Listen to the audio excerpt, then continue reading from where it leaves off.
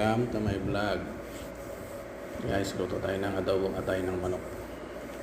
Yan ay mga rekado guys. Yung bawang, laurel, sili, sibuyas, luya, saka yung paminta. Lagyan natin ng patatas at lagyan natin din ng at papasarap sa ating lutuin ng magic sarap. Walang katapusang magic. Okay guys, mag-umpisa na tayo magluto guys. And then yung palayong suka, ang dato puti suka, ang dato puti toyo, at ang sun gold mantika.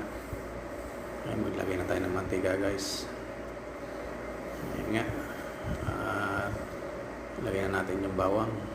Una natin lalagay guys, bawang. Sunod sibuyas. Yan lang yan. Lagyan na rin natin yung luya.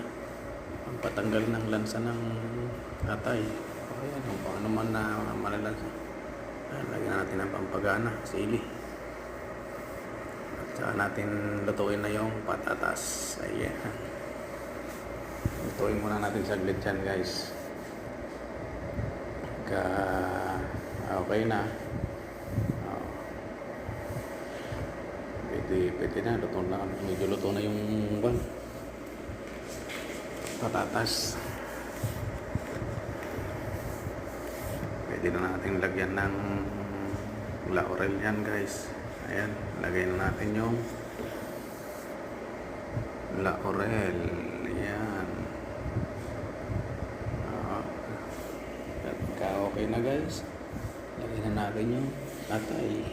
Ayan, buhusan natin yung atay guys. Tapos halo-haloin natin ng konti guys para yung pagkasangkot siya ng mga rekado natin na umalo yung lasa niya sa atay. Ayan, haloin natin konti. Okay na, takpan natin guys. Ayan, takpan natin. Wait a minute at yung kumukulo na guys. Halo-halo tayo ng konti. Ganun lang.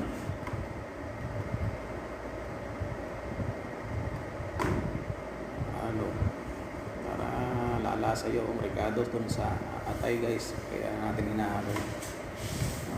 Isa pa raw na isa pang takip, no? Takpan nga uli natin.